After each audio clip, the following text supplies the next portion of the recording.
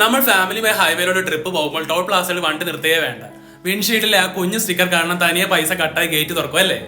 പണ്ടൊക്കെ ടോൾ ബൂത്തിൽ കാശ് കൊടുക്കുക കിലോമീറ്ററോളം ക്യൂ നിന്ന് വണ്ടി ചൂടെ ആളുകൾ തമ്മിൽ അടിപിടി ഉണ്ടാകുന്ന ഒരു കാലമുണ്ടായിരുന്നു. അതിനെല്ലാം ഒറ്റയടിക്ക് മാറ്റി എഴുതുന്നതാണ് ഈ ഫാസ്ടാഗ്. നമ്മൾ പലരും വിചാരിക്കുന്നത് ഇത് വെറും ഒരു ബാർകോഡ് സ്റ്റിക്കർ ആണെന്നാണ്.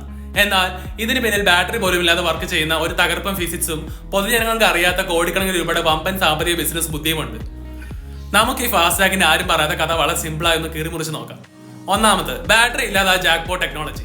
നിങ്ങളുടെ കാറിനുള്ള ഫാസ്ടാഗ് സ്റ്റിക്കറിനകത്ത് യാതൊരുവിധ ബാറ്ററിയോ പവറോ ഇല്ല. ഇതിൽ ഉപയോഗിക്കുന്ന RFID, അതായത് റേഡിയോ ഫ്രീക്വൻസി ഐഡന്റിഫിക്കേഷൻ എന്ന ഫിസിക്സ് ലോജിക്കാണ്. ഈ സ്റ്റിക്കറിനുള്ളിൽ വളരെ നേരത്തെ ഒരു കുഞ്ഞു ചിപ്പ്, ഒരു ആന്റിനയും ഉണ്ട്. നിങ്ങളുടെ വണ്ടി ടോൾ ബൂത്തിലേക്ക് എത്തുമ്പോൾ മുകളിലിരിക്കുന്ന സ്കാനർ ഒരു ഇലക്ട്രോമാഗ്നറ്റിക് തരംഗം പുറപ്പെടുവിക്കും.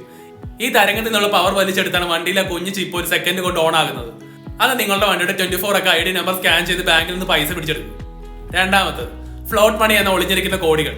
ഔദ്യോഗിക കണക്കുകൾ പ്രകാരം ഇന്ത്യയിലെ ടോൾ കളക്ഷൻ 98% നടക്കുന്നത് ഫാസ്ടാഗ് വഴിയാണ്. ഒരു ദിവസം മാത്രം ഇതിലൂടെ കിട്ടുന്ന തുക 150 മുതൽ 200 കോടി രൂപ വരെയാണ്. എന്നാൽ ഇതിൽ ഏറ്റവും ഞെട്ടിക്കുന്ന കാര്യം എന്താണെന്ന് അറിയാമോ? നമ്മൾ ഓരോരുത്തരും ഫാസ്ടാഗ് വാലറ്റ് എപ്പോഴും ഒരു മിനിമം ബാലൻസ് തുക ലോക്ക് ചെയ്ത് വെച്ചിട്ടുണ്ടാവും. ഇങ്ങനെ ഇന്ത്യയിലെ കോടിക്കണക്കിന് വണ്ടിയിലെ മനുഷ്യരെ വെച്ചിരിക്കുന്ന ഈ കുഞ്ഞു തുകകൾ ഒന്നിച്ചു കൂട്ടുമ്പോൾ അത് ആയിരക്കണക്കിന് കോടി രൂപ വരും. ഈ ഭീമമായ തുക ബാങ്കുകളിലെ ഹൈവേ അതോറിറ്റിയിലുമാണ് കിടക്കുന്നത്.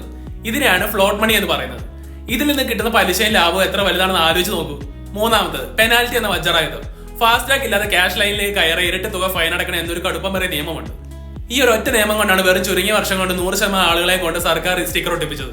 ടോൾ ബൂത്തുകളുടെ പണം വെട്ടിപ്പോ അഴിമതി പൂർണ്ണമായി ഇല്ലാതൊക്കെ ഇതിലൂടെ സാധിച്ചതെന്ന് ഇതിന്റെ വലിയൊരു നല്ല വശമാണ്. ഒരു രാജ്യത്തിന്റെ വികസന അതിവേഗത്തിലാകുന്നത് റോഡുകൾ നന്നാക്കുമ്പോൾ മാത്രമല്ല, അവിടുത്തെ സമയം കളയുന്ന തടസ്സങ്ങളെ ഡിജിറ്റൽ കോഡുകൾ കൊണ്ട് ഇല്ലാതാക്കുമ്പോൾ കൂടിയാണ്. അതുകൊണ്ട് അടുത്താണ് നിങ്ങളുടെ ഫാസ്ടാഗ് വാലറ്റ് പൈസ നിറയ്ക്കുമ്പോൾ അത് വെറും ഒരു ടോൾ കാശ് അല്ല, മറിച്ച് ഇന്ത്യയിലെ ഏറ്റവും വലിയ ഹൈവേ ക്യാഷ് എഞ്ചിനിലേക്ക് നിങ്ങൾ നൽകുന്ന ഒരു നിക്ഷേപമാണെന്ന് സത്യം തിരിച്ചറിയുക. Stay logical. ബൈ.